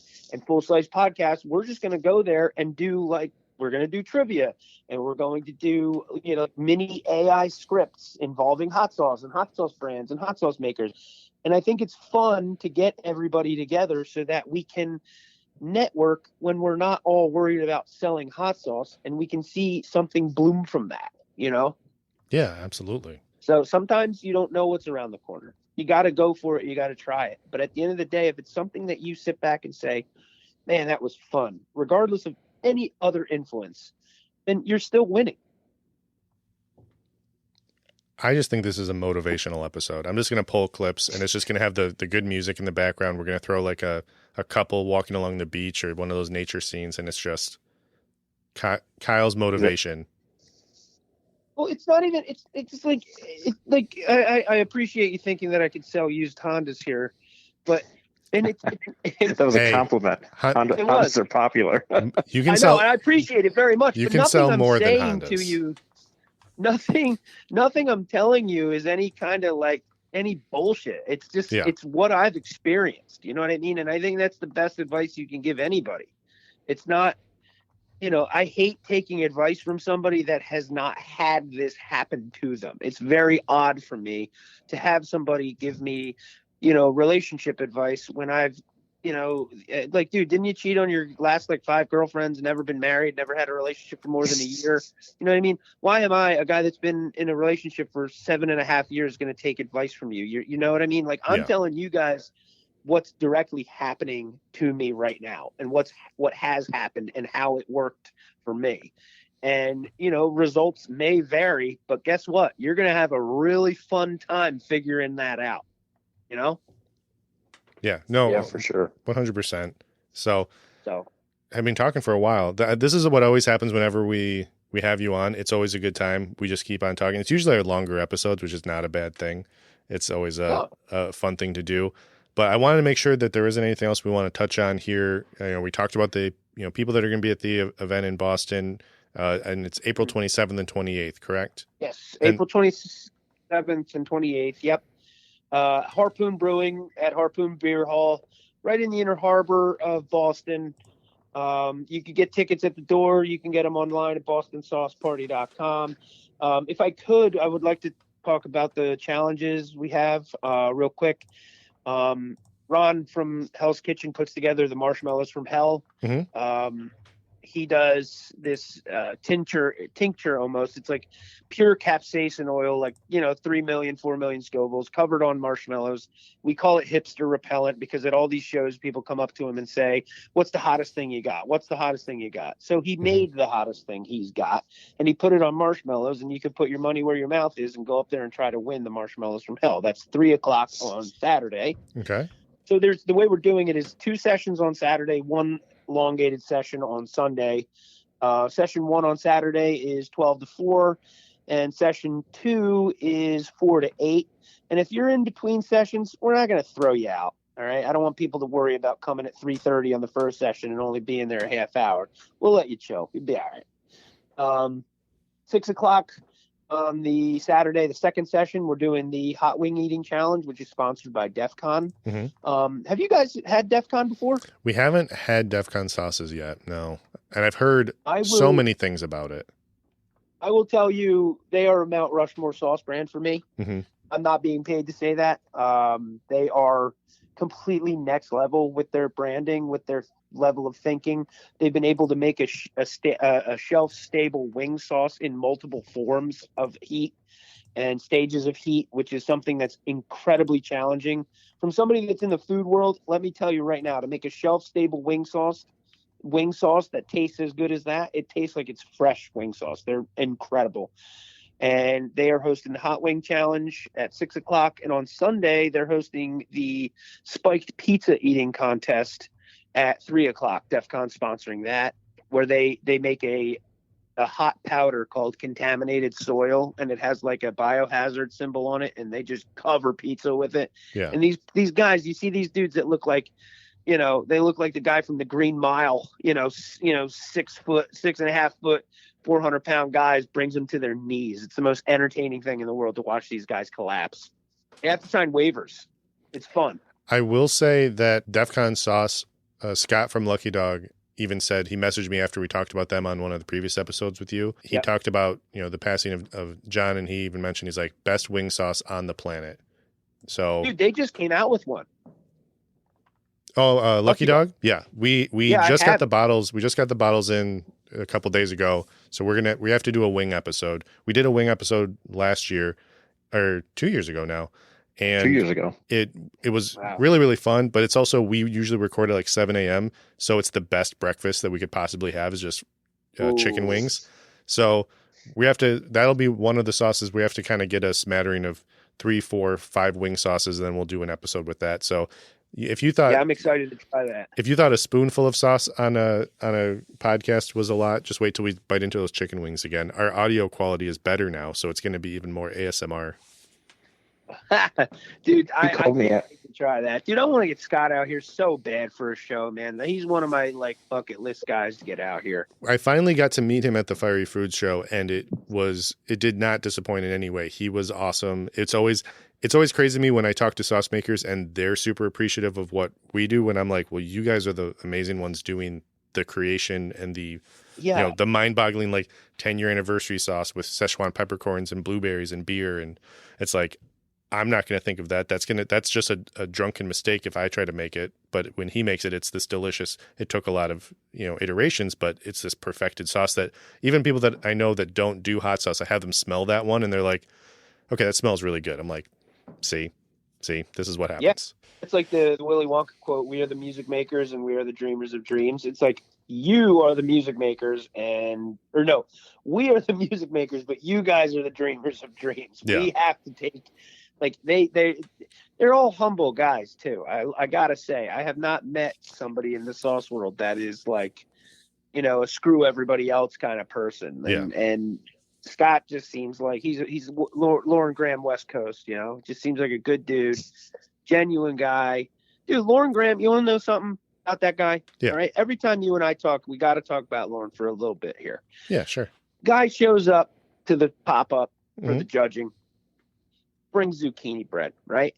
First off, sick move. Yeah. Unbelievably awesome, badass move. Shows up with zucchini bread.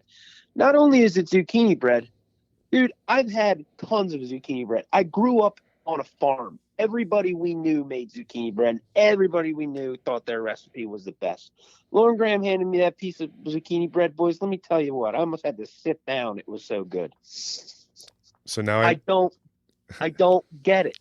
I don't get it. The guy is the nicest guy in the world, shows up with zucchini bread, supports the judging, brings some of his hot sauce. He's sitting there commiserating with, John from White House Station and Johnny from Jersey Barnfire. Just the best guy. Zucchini bread all the way. I'm just going to walk up to Lauren next time I see him and be like, where's the zucchini bread? Tell me where it is. He brought oatmeal cookies to Philly. Dude, the guy can bake. They have a definite. If the hot sauce thing doesn't work out for them, which is absolutely going to, I see their brand doing some big things because of their flavor combinations and the Indian influenced spices that they use and stuff like that. But that dude can bake, dude. So I will say, Lauren also, when we were going to the Fiery Food Show, he did message me before and said I have to check out Old Agnes store based out of Oregon, and they did not disappoint. They are the some of the nicest people I ever met, and some of the best gluten-free brownies that I didn't realize were gluten-free until I had 3 of them. Yeah, and that is a true testament of the kind of people that you meet in this this community. And I'm excited for the potential of you guys coming out here to Philly, because you're gonna be welcomed with open arms. Mike's I'm gonna schedule in the calendar for him a business meeting tomorrow to talk a few things from this episode. There's a lot to unpack in the best way possible. Yeah, exactly. Matt, I don't know if you've noticed, Matt, I've actually been texting you notes as this has been going on. Like, we need to touch on this. We need to talk about that. My phone is up here right now. So I'm getting, I see it pop up and I'm like, oh, is it a text from Angela about the kids upstairs? I'm like, no, it's Mike. No, that's Mike too. I'm just like, what's happening? Like, this will make a great meme. Yeah, this is a meme. This is funny. One of the things, so I have a family outing that we do in August with Angela's family. their heat tolerance is very mild Italian, not a big heat family. But I've gotten them to agree to let me do one of the days of this trip we do. So it's a week-long trip, and everyone gets assigned a day to make a lunch or a dinner. I've been approved that I can make a chicken wing dinner, and I can do an array of sauces. But I've told them that I'm going to do a handful of more mild, medium mild sauces, and then only like 2 or 3 real heavy hitter. Hey, you want to challenge yourself? Here's the hotter ones. In your opinion, what is a sauce from your experience with, the Boston and the Philly shows and these makers you've run into? What is a more mild to medium mild sauce you'd be like, well, this is one you got to introduce them to? Because I'm starting to make a list. I've got a couple months to build this list, and I've got a few ideas. Right, you want one from me? Yes. You want table sauce? You want table sauce from White House Station? Okay. You absolutely want black garlic bacon from Jersey Barn Fire. The original cayenne from Hook and Arrow would be good. Definitely want West Side Red from Hell's Kitchen. Family Band's green sauce. The name escapes me right now, but their green sauce is super good, super tasty, very layered hot sauce. I actually really recommend that one a lot. Okay. And to round out the list, I would definitely say Spices of the Sun has a sauce called Green Devil Dance. Easily one of my most versatile sauces in my arsenal, and that's a sauce that I will. So I don't want this to sound cocky to you guys, but it's a sauce that I will buy and pay out of pocket for if I'm out of it, just so I can get it when I need it. I'm not going to wait till the next festival when I see them. Like, I will buy it. Same thing with any of the ones I mentioned: Jersey Barn Fire, black garlic bacon, Hell's Kitchen, West Side Red. I'm trying to think. Yeah, I said hot sauce, table sauce from White House Station. I would do the warm up sauce from Hot Graham to give them a little bit of that funk that you're not going to get with any of those other sauces. Hot Graham is the one that'll kind of round that all out to give them a well-rounded experience. I think that's the key. I'm going to kind of assemble the list, and then I'm going to try to get the most unique, get an array of unique flavors where then it's not anyone can be like, hey, I just grabbed like 5 red sauces. Like what you just listed, there's some very different. I mean, table sauce, that's going to hit with that Italian element, because they're going to be like, this doesn't hit like a regular hot sauce. This hits more like I should be putting this on pasta and just having it on, as a dinner. So awesome. I would definitely say that. I'm trying to think anybody else. If they want to step it up a little bit in the medium heat range, I would do the Mango Tango from 13 Stars. That stuff's really good. That's a versatile sauce. I'm trying to think of stuff that you can use with everything. That's not a lot of sauces. Not a lot of sauces, but some sauces are kind of pigeonholed in what you would use them for. Yeah. These guys that we have at Boston, they're all chefs. They're like, like Johnny from Jersey Barn Fire. He's like a pastry chef. He's worked in kitchens his whole life. Ron's worked in kitchens his whole life. It's all chef inspired. John from White House Station, his son is a culinary chef. Like, these are guys that are making sauces that are not meant to just be dumped on things. They're meant to be added to recipes to make it a well-rounded experience. Yeah. Kyle, have you tried the honey habanero by Crushers? No, I have not. That episode is dropping soon. We just did that one. Okay. That one hit is like instant wing sauce. That would be on my Mount Rushmore of wing sauces. Okay. You got to try that one. That one was amazing. Is it the brand is Crusher's Truck Sauce, right? Yeah. Yeah. Yep. Okay. It's the mango. I'm going to put it on my list. I take you guys seriously here. It's honey habanero. So not honey mango. Habanero. That's what it was. Yeah. It's just honey habanero. So either record really early or really late. Yeah. So that episode is actually going to come out next week. So your episode's coming out literally like within 24 hours, and their episode is next week. That we tried that one, and we tried a sauce from Neil's Real Deal out of Canada. But that honey habanero was, it was one where we're like, okay, like this looks pretty good, and we can compare it to like if you had if you warmed up the honey to where it's nice and pourable and smooth, you've got that consistency. It has the sweetness, but then the habanero comes in. That heat is really good. The Mike's Hot Honey, I never get enough heat when I've used that. This brings a lot more heat. It doesn't kill you, but it definitely is there. And so, yeah, I put it on. I got some fried chicken and drizzled it on everything on there, getting some hot honey chicken after the episode. So that's definitely a good one to get. I think I'm trying to think of another one because that's a really awesome. Those are the kind of questions that I want after all the effort of putting these shows together and all the effort of wrangling people together and trying to figure out the best ways to market it and like doing all these lives and stuff, dude. The question of what sauces would you put in this recipe? What sauces would you give this person at this level of experience with heat? Like those kind of like melon twisters, man. I love that stuff. That's what you guys are really good for. Well, and this is a fun opportunity where when they said that they would want me to do that wing lineup, I'm like, this is an opportunity for me to prove to people that are more resistant to hot sauce that it's not just about burning you out. It's not just about heat, where even if you have a very mild tolerance, I can get you an array of flavors that you've never would have thought would have come in a bottle. So it is an exciting opportunity, and it is fun to now that I've got this idea in mind that we get to ask people, on an episode, if we're at an event, it's going to be a question I'm going to ask people like, hey, give me a couple sauces, and I'm going to start, narrowing this down and giving these guys a lineup where they won't realize how curated this sauce lineup's actually going to be. When I get a recommendation from you guys, I kind of like get a little nervous. So I'm like, oh man, it's been a hit every time. I've heard of a few brands directly from you guys, and the pressure's always on because I want to make a video with these sauces. Like as soon as you said honey habanero, I'm already thinking pizza in the Gosney cast iron pizza. I'm already obviously thinking wings, but I kind of want to stray from that. I want to use it in a recipe doing something. I'm trying to think. I'm thinking, man. I don't know. What would you guys use it with as far as a recipe goes? So I had it on that day. I had it on salmon. I did salmon for lunch in the air fryer. Just covered that. It just caramelized on top. That was amazing. But for me, it was pizza, wings, and actually like charcuterie board. Killer on that. Yep. The other thing you mentioned, this wasn't mine. This was Mike's cornbread, like a jalapeno cornbread. Throw that honey on there. Yeah. Oh my God, that's a good one. So they used to do a pork roll festival out here, and my friend, whose wedding is on Sunday, who I'm going to see, she won like best recipe like 2 years in a row, and she did a jalapeno pork roll cornbread, and if that festival comes around again, she wanted to do something like maybe a little spicy on the spicier end, and maybe we could collaborate on it.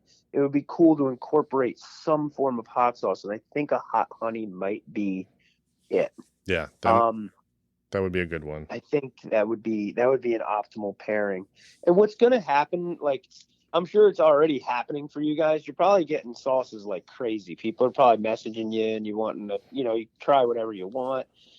What you don't want is too much where you're like letting stuff go to waste. That's what you want to try to, that's the sweet spot. And that's the advice I wish someone told me when I was getting into hot sauces. Like, don't take every single thing everybody wants to give you because A, there's two of you guys. And B, it's like, it's so hard to, like, there's easily 50 to 100 hot sauces in my refrigerator right now. And I don't want to let the brands down by letting their stuff go to waste. So like planning out the recipes and planning out the content is like a huge part of this. And you don't seem to have a problem with that. And that's awesome. Yeah. I'm staring at a lot of sauces, but I've got an idea of when we're trying them, but we also look out where we have two separate houses, two separate refrigerators, and two separate significant others complaining about how overfilled they are, that luckily they don't have to be in one fridge. So it's like, yeah, the two people splitting up the sauces does help, where we're both kind of getting the evil eye on, hey, that hot sauce shelf is now a hot sauce door. But it's not as bad as what it could have been if it was just one of us instead of both splitting up the sauces here. I think I've got probably 30 right now, Matt. I'm sure you're close to the same. So yeah, there's a lot. Yeah, it'd be its own designated fridge. I will say that what has happened, because being consistent with recording episodes and, just having more sauce coming in frequently, I have been getting more heavy-handed with my pours, where initially it was like, I want the sauce to last as long as possible. I don't want to eat it all in like one or two dishes, where now I'm like, I love this sauce. I'd love for it to last forever, but I got these two that we're recording next week. And Mike's already said his fridge is full this week. So I got 2 that are coming in. I at least got to get 1 out of here. So I've had a few weekends where you'll see posts of me posting like 4 or 5 bottles of empty sauces that were like a quarter or less left. And I'm like, all right, well, you're going on this dish, you're going on this one. And just kind of being able to be more heavy handed with the pour, which has been nice to, see what it is where you're not just doing a little drizzle. You're just, this is the sauce coating the whole dish. So it does change the approach as we've gotten more and more sauce and get more and more of a backlog scheduled up. But yeah, so, all right. Well, I feel like we could record for a couple more hours, but I think that's a good spot for us to take a break until the next episode. Dude, it's always hard to not do 2 hours here. It's crazy. I am worried about what will happen when we show up in Philly, and then it's like, all right, let's do something right now. And then it's like, all right, we're done with the episode. That was a great content. Wait, where'd everyone go? Why are the lights out? What time is it? Right. It's like we have a dog that's always like amped up, like goes nuts when we talk about going on a walk. We take the dog out on a walk, and she walks nice and slow. Her tail's tucked. Her ears are back. She's super reserved. And it's like the kid at the dance that texts a girl and says, oh, I really wanted to kiss you tonight. It's like, well, why didn't you? You know what I mean? And I don't want it to be like, oh, I'm so excited to meet you guys. And we're actually in person, and that dynamic of not interviewing is you know what I mean? Like, it only can live like this, boys. We can only do 2-hour phone calls during the week at 10 o'clock at night when the rest of our families are sleeping. The hope, you know what I mean? The hope that I have is I look at Bobby and Araya, who were internet friends, social media friends for years. Yeah. And then they finally met up, and then now they're having tremendous success just starting a business together with Grumpy Spice, where I'm like, that's what it should be. That's what it should be. So, and we've met a handful of people at shows at Illinois Furry Foods where I don't want to, jinx anything, but it's never disappointed. Even if it's just like, yeah, I got to see them say hi, nothing drastic, all the way from that to somebody just gave me a hug when I first met. I'm like, I didn't realize we were that cool, but yeah, like, okay, come in for the real thing. Oh, dude, so if you hop on a plane to fly out to one of my festivals, I'm hugging you. Get out of here. Hey, I'm not, with you, I would expect it. I would be like, yes, this is right. This is, how you greet this person that we've talked to for, so many episodes and online and all that. This was just another sauce maker where I'm like, I'm cool that we're this close. It's, there was a story that, Mike and I laugh about from work, and I won't use names. There was a guy that we used to work with, and I got along with him great. He was from another office. He hugged me one night. We had dinner, and he gave me a hug, and he's like, all right, love you, man. I'm like, love you too. And then I was like, wait, do I love him? Like, that was just an automatic response. You were staring at the table after that, and you looked up and you're like, I told him I loved him back. Yeah, I guess I love him. So it's like, all right. Which, I mean, That was the first time we ever met him in person. Yeah. That's okay. That's like a different kind of love. It's like It's like, I love what you guys do for the dude. You're very appreciated in the community. I'm sure more people will say that to you as time goes on. Do not be surprised. It is something where, because we talk, anyone we talk to, like, we're super appreciative of anybody that talks to us or reaches out, or sauce makers that want us to try their stuff. And we have fun, when people, have these conversations with us, whether it be online or whatever. But it is kind of surreal when people still are like, oh yeah, like, I love the podcast, or I love this, or like John from White House Station was like, hey, heard you don't have some red sauce. I'm going to send you some red sauce, and, you can do an episode with that. And I'm like, hey, he listens to our podcast. That's pretty cool. And I'm just like, I guess I should, I just don't know the specific people that do. So it's always just a fun surprise. And maybe if we, pretty up the basement studio that we record out of, maybe it'll feel a little bit more official. But right now it's just like, all right, let's record, let's do this. And it's a fun time, and it's a great community to be a part of, but it's always just a surreal thing. And I don't think it'll ever not feel kind of like this, fun, unique situation when someone reaches out, because it's just a really awesome, environment to be a part of.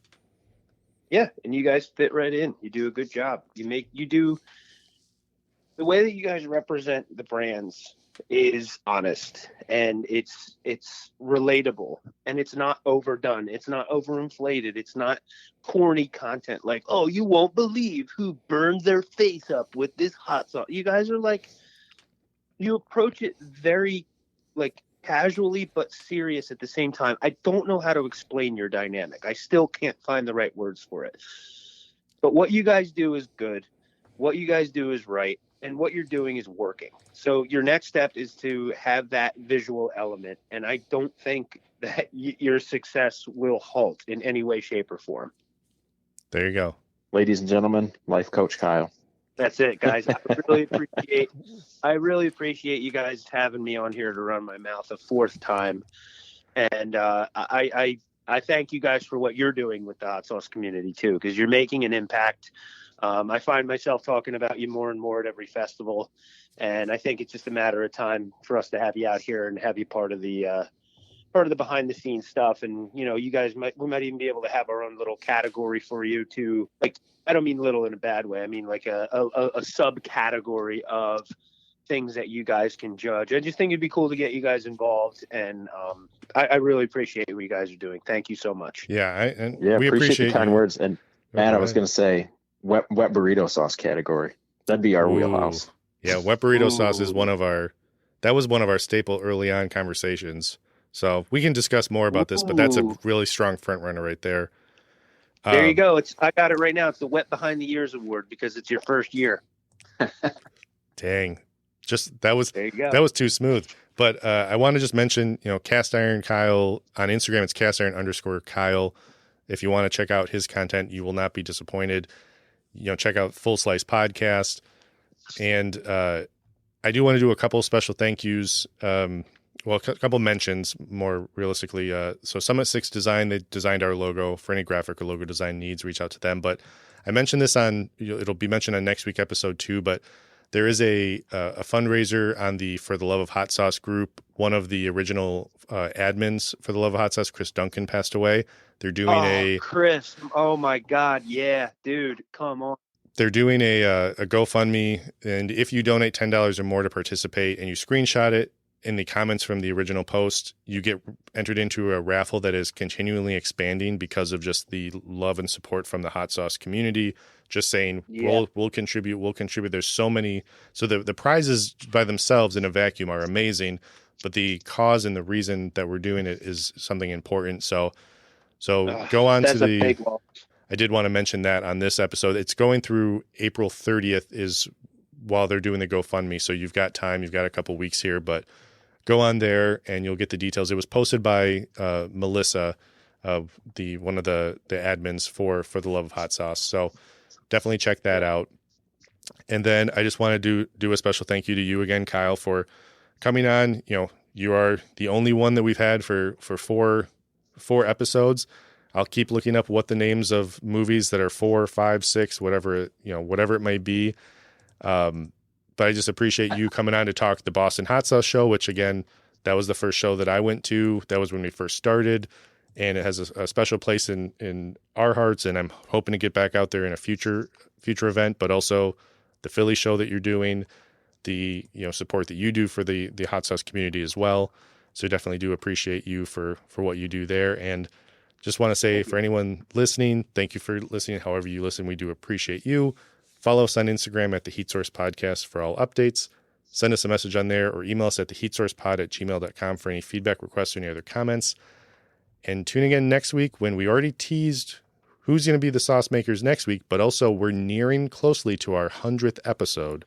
So stay tuned for some updates about what's going to happen when we hit that mark. That's a tease. Awesome. Thank you so much, guys. I appreciate it very much. You guys are the best. All right. Appreciate it. Thank you, Kyle. Yep. Appreciate it. Thanks. Take care.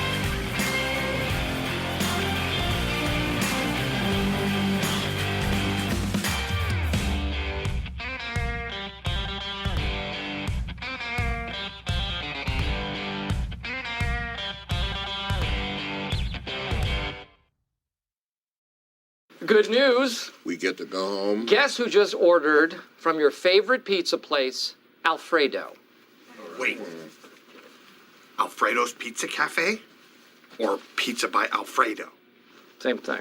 No. All right. You know what? I don't understand when you all talk at the same time. Oscar, talk to him.